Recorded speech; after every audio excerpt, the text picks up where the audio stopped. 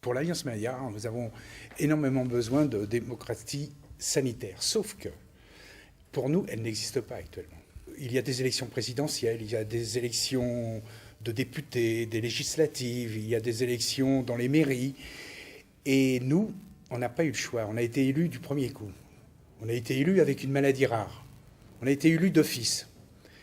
Et on ne fait pas partie du wagon ayant les mêmes droits que peuvent avoir la plupart de nos concitoyens. On ne veut surtout pas être mis à l'écart.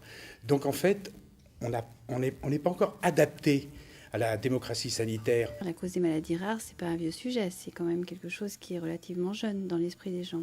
Il y a encore des tas de gens qui ne savent pas ce que c'est que les maladies rares. Donc pour moi, c'est effectivement une question assez moderne, si on peut utiliser le terme. Pour nous, les associations malades, c'est le cas notamment de l'Alliance Maladie Rare, on est confrontés aujourd'hui à un système de santé qui est en crise. Alors en crise, évidemment les crises financières, de l'assurance maladie, mais les crises aussi sanitaires. Et l'idée, c'est d'essayer tous ensemble, et c'est ce que se donne pour objectif la démocratie sanitaire, c'est de construire un projet commun pour sortir de ces crises et pour trouver les solutions du futur. Par rapport à toutes les associations, c'est l'expertise des malades. Et l'importance par rapport aux décisions et tout ça, c'est de pouvoir justement devenir décisionnaire. À Alliance Maladie Rare, on n'a pas des solutions, mais par contre, on a quelques idées, notamment celle qui me tient vraiment à cœur, c'est que Alliance Maladie Rare, que les représentants d'usagers de maladies rares soient acteurs des décisions au plus haut niveau du système de santé. La démocratie sanitaire, c'est les malades qui ont une voix et qui se font entendre.